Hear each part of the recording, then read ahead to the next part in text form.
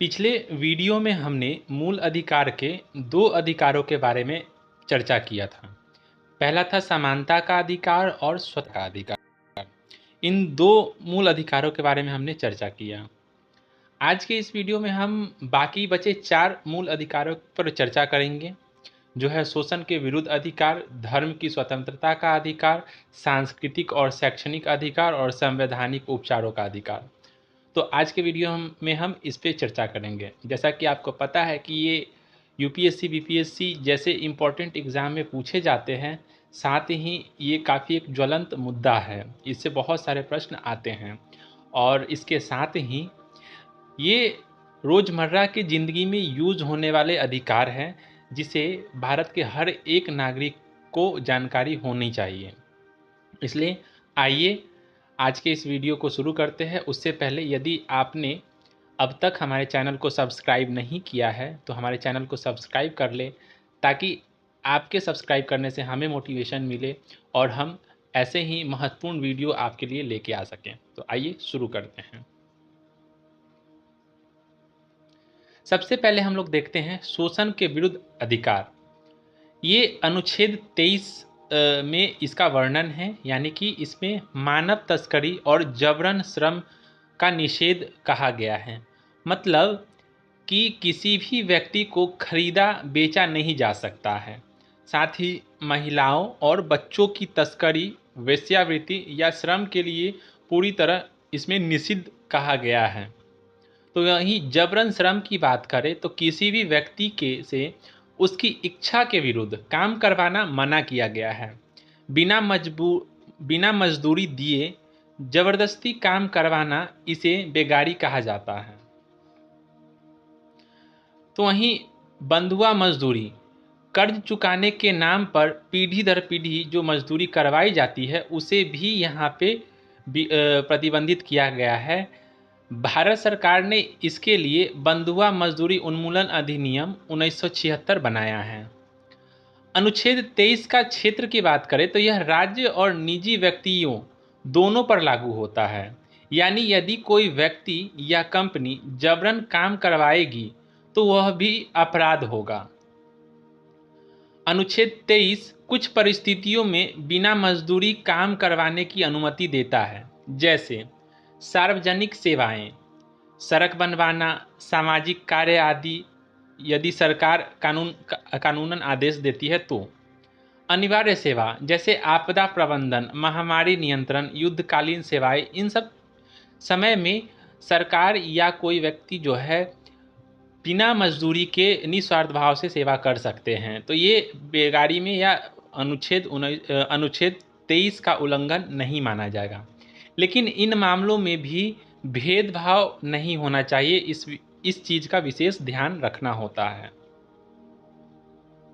इसके संदर्भ में न्यायालय के महत्वपूर्ण निर्णयों की बात करें तो सबसे पहले People's Union for Democratic Rights बनाम यूनियन ऑफ इंडिया, जो 1982 में आया था जजमेंट, इसमें सुप्रीम कोर्ट ने कहा कि मजदूरों को न्यूनतम मजदूरी से कम देना भी जबरन श्रम माना जाएगा। यानी कि यदि पूरे 8 घंटे के काम करने का जो पैसा बनता है, अगर वो 500 रुपया बनता है किसी मजदूर का और उसे 400 या 300 दिया जाता है तो वो भी अनुच्छेद 23 का उल्लंघन ही माना जाएगा। यानी कि जितना काम व्यक्ति करेगा मजदूर, उसको उतना मेहनताना देना पड़ेगा। संजीत राय केस 1983 कहता है कि कोर्ट ने कहा कि भूकंप पीड़ितों से बिना मजदूरी के काम कराना अनुच्छेद 23 का उल्लंघन है। यानी कि मान लीजिए कि किसी क्षेत्र में भूकंप आया और वहाँ जो लोग प्रभावित हुए, उन प्रभावित लोगों से उसी क्षेत्र में काम करवाया जा रहा है, तो उनको मजदूरी नहीं दिया कि हाँ आप ही का घर बन रहा है तो आपको मजदूरी क्या, तो ये भी अनुच्छेद 23 का उल्लंघन ही माना जाएगा। बंधुआ मुक्ति मोर्चा बनाम भारत संघ 1984 की बात करें तो सुप्रीम कोर्ट ने बंधुआ मजदूरों की मुक्ति का आदेश दिया है और कहा कि यह प्रथा संविधान के खिलाफ है। यानी कि बंधुआ मजदूर वो हुआ करते थे जो पीढ़ी दर पीढ़ी, जैसे कि किसी के दादा ने कर्ज लिया किसी महाजन से, साहूकार से। अब उसका बेटा जो है उस कर्ज को चुका रहा है, नहीं चुका पाया तो उसके घर में काम करके उसको चुका रहा है, लेकिन उसमें पैसा नहीं दिया जाता, बस पेट पालने के लिए खाना दिया जाता, 2 वक्त की रोटी दे दी जाती थी और खट रहा है। फिर उसका बेटा भी खटते खटते बूढ़ा हो गया, मर गया, फिर उसका बेटा, मतलब ऐसे पीढ़ी दर पीढ़ी चलते आता है। इसी को बंधुआ मजदूर कहते हैं। अनुच्छेद 23 के महत्व की बात करें तो यह प्रावधान मानव गरिमा और स्वतंत्रता की रक्षा करता है। गरीबों, मजदूरों और कमजोर वर्गों को शोषण से बचाने का आधार है यह अनुच्छेद 23। यह भारत को आधुनिक लोकतांत्रिक और मानवीय समाज बनाने की दिशा में महत्वपूर्ण कदम है। अब बात करते हैं अनुच्छेद 24 की, जो बाल श्रम का निषेध, इस पर विशेष बल देता है। अनुच्छेद 24 कहता है कि 14 वर्ष से कम उम्र के बच्चों को किसी भी खतरनाक उद्योग में रोजगार नहीं दिया जा सकता। खतरनाक उद्योग का मतलब है कोयला खदान, फैक्ट्री, बीड़ी तंबाकू उद्योग, विस्फोटक बनाने वाले उद्योग जैसे पटाखा वगैरह का फैक्ट्री, इन सब चीज़ों में 14 वर्ष से कम उम्र के बच्चों को काम पर नहीं रखा जा सकता है। इसका उद्देश्य है बच्चों का बचपन बचाना, उन्हें शिक्षा का अवसर देना, उन्हें शारीरिक और मानसिक शोषण से बचाना। अनुच्छेद 21 ए जो संशोधन 2009 में हुआ, वो कहता है कि 6 से 14 साल तक के बच्चों के लिए शिक्षा का अधिकार अनिवार्य रूप से होगा। बाल श्रम निषेध और विनियमन अधिनियम 1986 भी लागू हो चुका है। 2016 में संशोधन के बाद 14 वर्ष से कम बच्चों को किसी भी व्यवसाय में रोजगार नहीं दिया जा सकता, यानी कि सिवाय पारिवारिक व्यवसाय और मनोरंजन उद्योग, लेकिन शिक्षा में बाधा नहीं होनी चाहिए। अब इसको समझते, पारिवारिक व्यवसाय कहने का मतलब कि घर का कोई बिजनेस है इस टाइप का, तो उसमें हाथ बटा सकता है बच्चा। दुकान अगर खुला है, अगर किसी चीज़ का है, तो वहाँ पे कुछ देर रुक सकता है, लेकिन इसमें भी ये विशेष ध्यान रखा जाएगा कि बच्चे की पढ़ाई कोई बाधित ना हो। मनोरंजन उद्योग की बात करें तो हम लोग देखते हैं बहुत सारे मूवी में, सीरियल, टीवी में बच्चों को एक्टिंग के लिए लाया जाता है, तो इस तरह का जो उद्योग होता है तो वहाँ भी बच्चों को लिया तो जा सकता है, काम कर सकता है, लेकिन उनकी पढ़ाई में किसी भी तरह का बाधा नहीं आनी चाहिए। इस विषय को ध्यान में रखना पड़ेगा। न्यायालय के महत्वपूर्ण निर्णयों की बात करें तो एमसी मेहता बनाम तमिलनाडु राज्य 1996 की बात करें तो सुप्रीम कोर्ट ने कहा कि बाल श्रम संविधान और कानून के खिलाफ है। राज्य सरकारों को आदेश दिया कि बच्चों को खतरनाक उद्योग से हटाकर शिक्षा दी जाए। तो वहीं बंदी मुक्ति मोर्चा केस 1997 की बात करें तो कोर्ट ने कहा कि बच्चों से काम करवाना न केवल अनुच्छेद 24 का उल्लंघन है, बल्कि यह मानवाधिकारों का हनन भी है।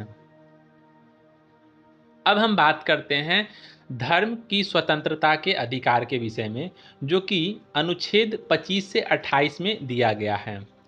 ये इस टॉपिक में हम धर्म से संबंधित चीज़ों के बारे में जानेंगे कि हमारा संविधान हमें किस तरह के धार्मिक स्वतंत्रता प्रदान करता है। तो सबसे पहला है अनुच्छेद 25, जो कहता है धर्म की स्वतंत्रता के अधिकार के विषय में। अनुच्छेद 25 कहता है हर व्यक्ति को धर्म मानने, उसका प्रचार करने और उसका पालन करने का अधिकार है। यह अधिकार हर व्यक्ति को दिया गया है। व्यक्ति चाहे किसी भी धर्म को माने, छोड़े, बदले या ना माने, उसे स्वतंत्रता है कि वो जो चाहे कर सकता है। इसमें 3 बातें कही गई हैं। पहला कि मैं प्रोफेशन के विषय में, यानी कि धर्म को मानना, घोषित करना, मैं हिंदू, मुस्लिम, सिख, ईसाई, बौद्ध या कोई भी धर्म अपना सकता हूँ।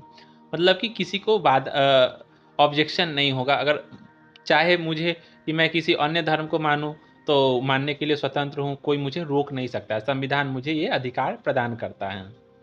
दूसरा कहता है प्रैक्टिस, यानी कि धर्म का पालन करना, पूजा पाठ, नमाज, व्रत, त्यौहार मनाना, ये मेरा अधिकार होगा।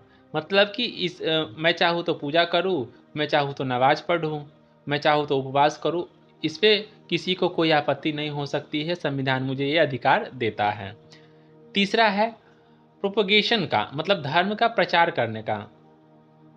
अपना धर्म दूसरों तक पहुंचाना, यह स्पष्ट कहा गया है कि धर्म का प्रचार किया जा सकता है, लेकिन किसी को जबरदस्ती धर्म परिवर्तन कराने का अधिकार नहीं है। मतलब कि आप अपने धर्म का प्रचार तो कर सकते हैं, लेकिन किसी को जबरदस्ती अपने धर्म में परिवर्तित नहीं करवा सकते, उसके अपने धर्म से परिवर्तन करवा के अपने धर्म में नहीं शामिल करवा सकते हैं।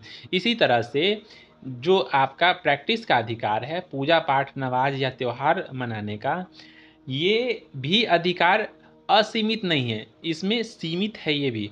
ये तब तक आप कर सकते हैं, कोई आपके पूजा पाठ करने से जब तक किसी की स्वतंत्रता या किसी की अभिव्यक्ति की आज़ादी का हनन नहीं होता है, तब तक ये चीज़ आप प्रैक्टिस कर सकते हैं। वरना जैसे ही किसी के अभिव्यक्ति की आज़ादी में बाधा आती है, तो आपकी इस प्रैक्टिस को भी रोक दिया जाएगा, उसे गैर संवैधानिक घोषित किया जा सकता है।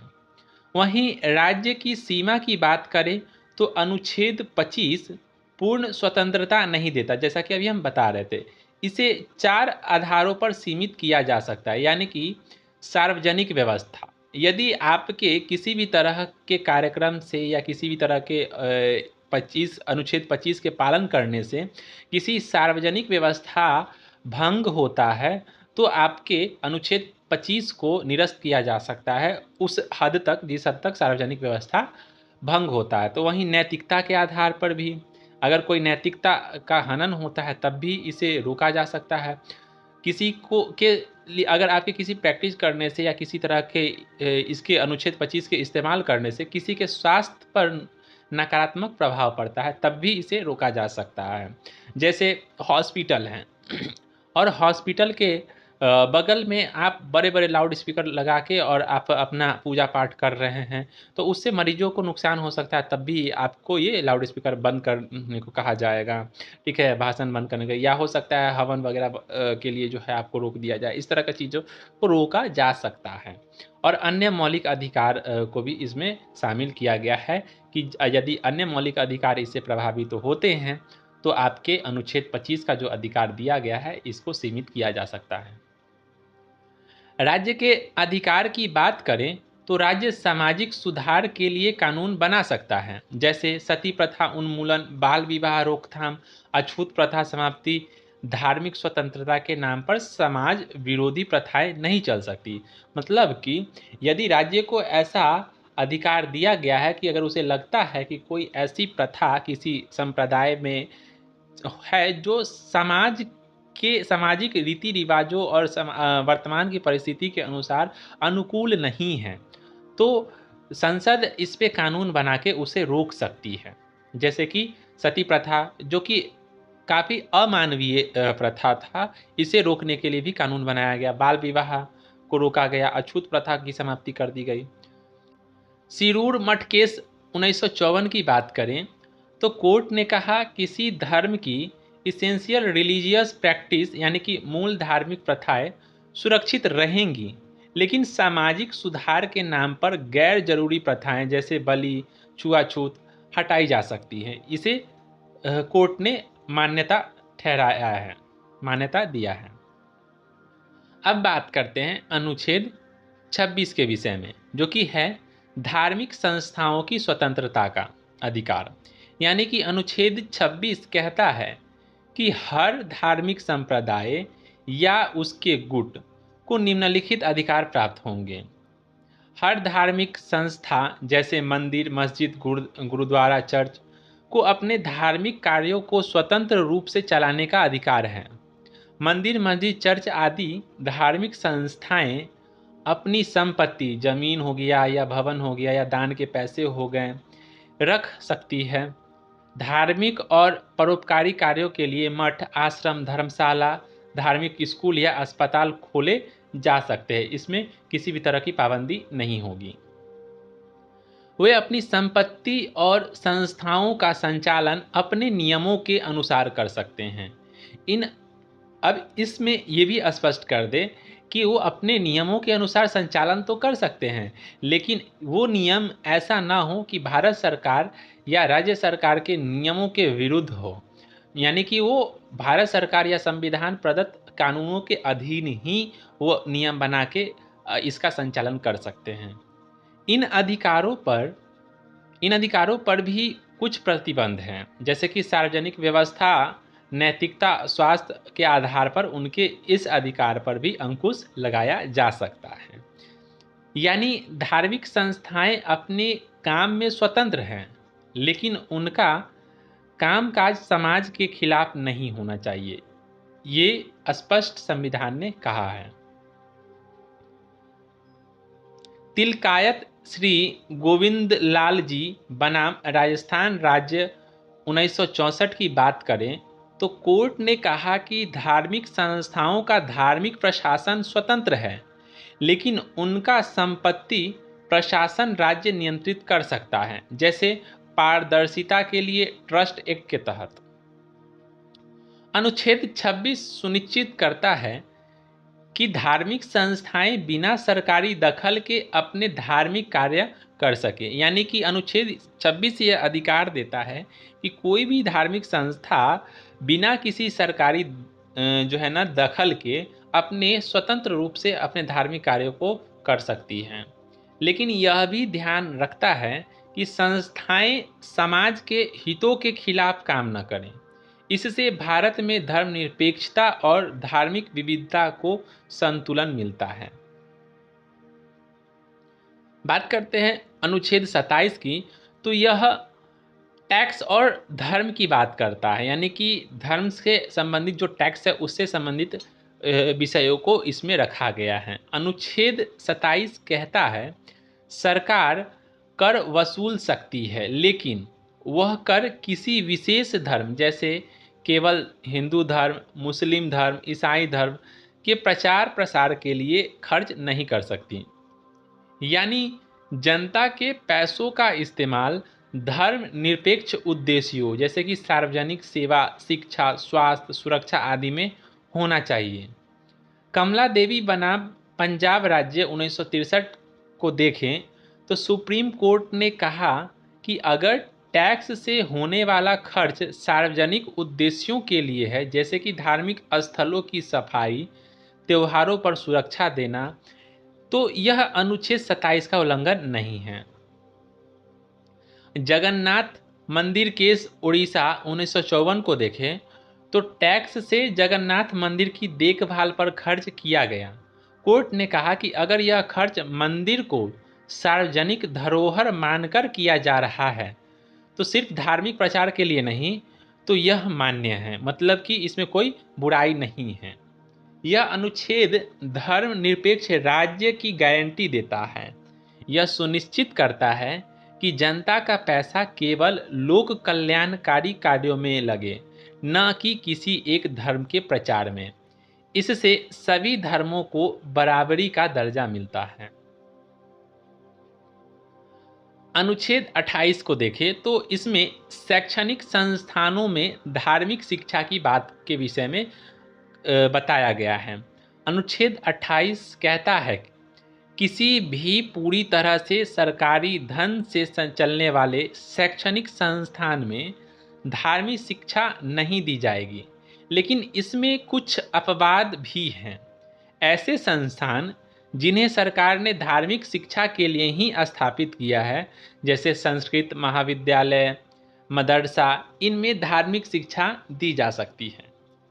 आंशिक रूप से सरकार से सहायता प्राप्त संस्थानों में धार्मिक शिक्षा दी जा सकती है, लेकिन छात्रों पर इसे थोपा नहीं जाएगा। यानी कोई भी छात्र बिना अपनी सहमति धार्मिक शिक्षा में भाग लेने के लिए बाध्य नहीं किया जाएगा। यदि मुझे मन होगा तो मैं धार्मिक शिक्षा लूँगा, मुझे मन नहीं है तो मैं नहीं लूँगा। कोई भी टीचर या प्रिंसिपल मुझे इसके लिए बाध्य नहीं कर सकता है। अरुणाचल प्रदेश बनाम पादरी 1995 को देखें तो सुप्रीम कोर्ट ने कहा कि कोई भी शैक्षणिक संस्थान जिसे सरकारी सहायता मिल रही है, किसी भी छात्र को धार्मिक शिक्षा या उपासना के लिए बाध्य नहीं कर सकता।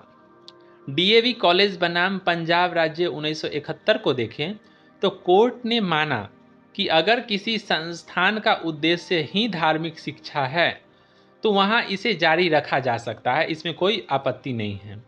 यह अनुच्छेद शिक्षा क्षेत्र को धर्मनिरपेक्ष बनाए रखता है, यानी कि अनुच्छेद 28 जो है शिक्षा क्षेत्र को धर्मनिरपेक्ष बनाए रखता है, इसमें धर्म को शामिल नहीं करता। छात्रों की धार्मिक स्वतंत्रता की रक्षा करता है। यह सुनिश्चित करता है कि शिक्षा प्रणाली समान और निष्पक्ष बनी रहे।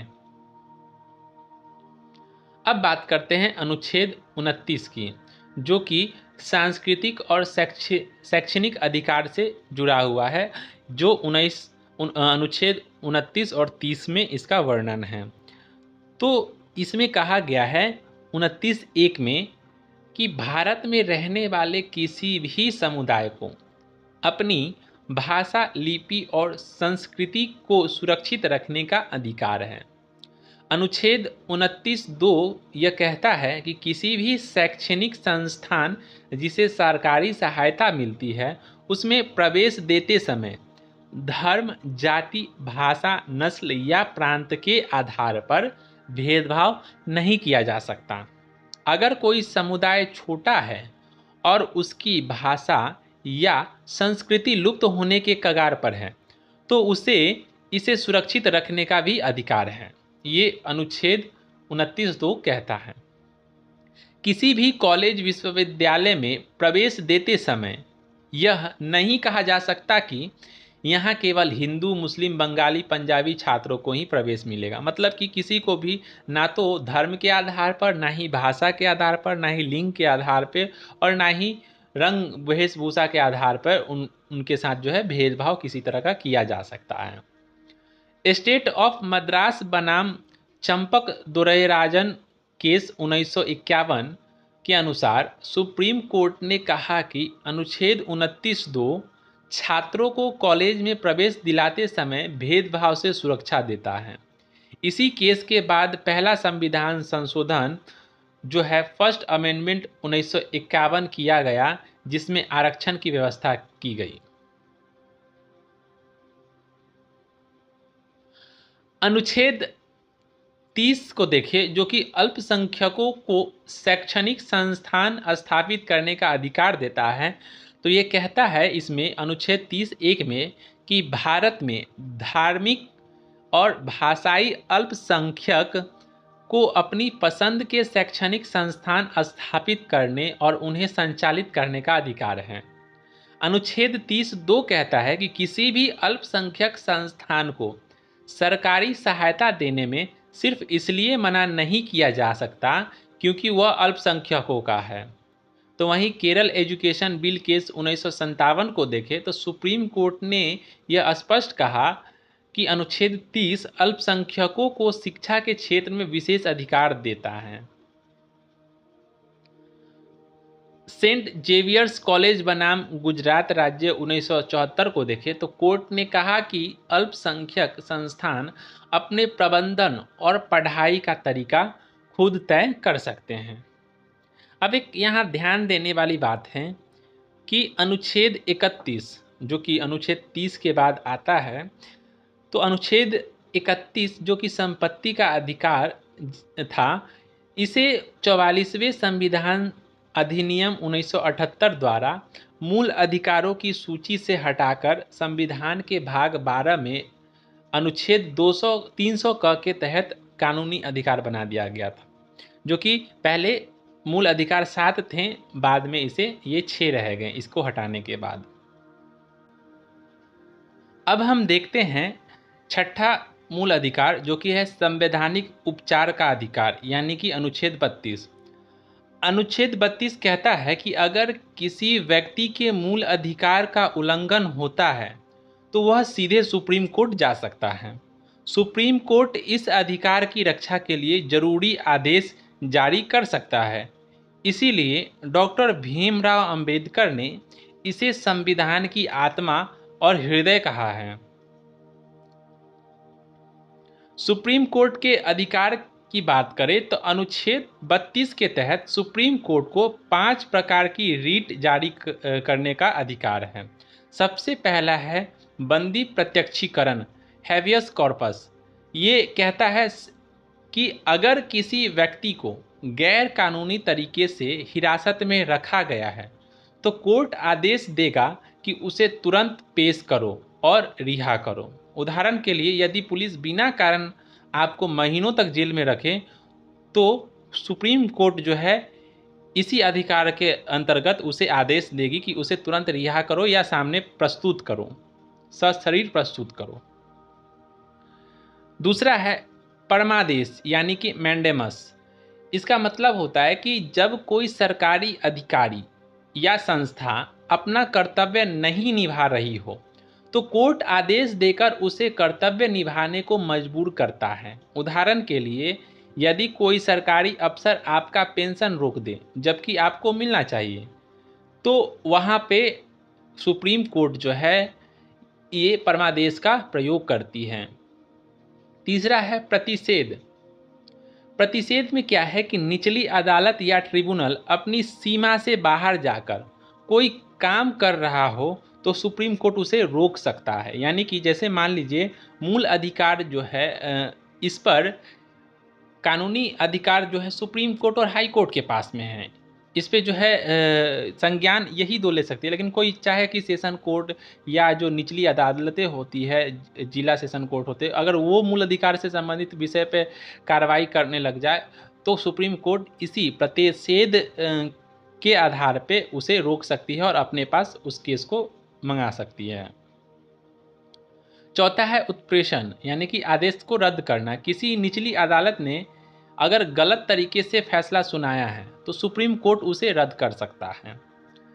पांचवा है अधिकार परीक्षा यानी कि कोई व्यक्ति किसी पद पर बिना वैधानिक अधिकार से बैठा हुआ यानी कि उस पद के लिए योग्य नहीं है या कोई भी ऐसा उसके पास उस पद पे बैठने के लिए योग्यता नहीं है या फिर वो जो प्रक्रिया होती है जिस प्रक्रिया से होके उस पद तक पहुंचा जा सकता है उसने अगर उस प्रक्रिया को नहीं अपनाया है तो सुप्रीम कोर्ट जो है उसे हटाने का आदेश दे सकता है अधिकार परीक्षा के आधार पे।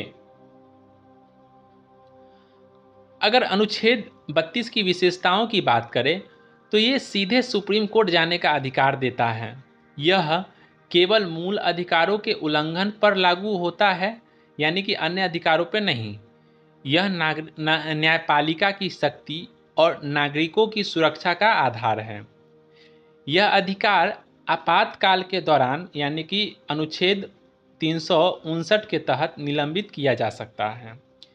यह लोकतंत्र की मजबूती और न्यायपालिका की स्वतंत्रता का सबसे बड़ा प्रतीक है।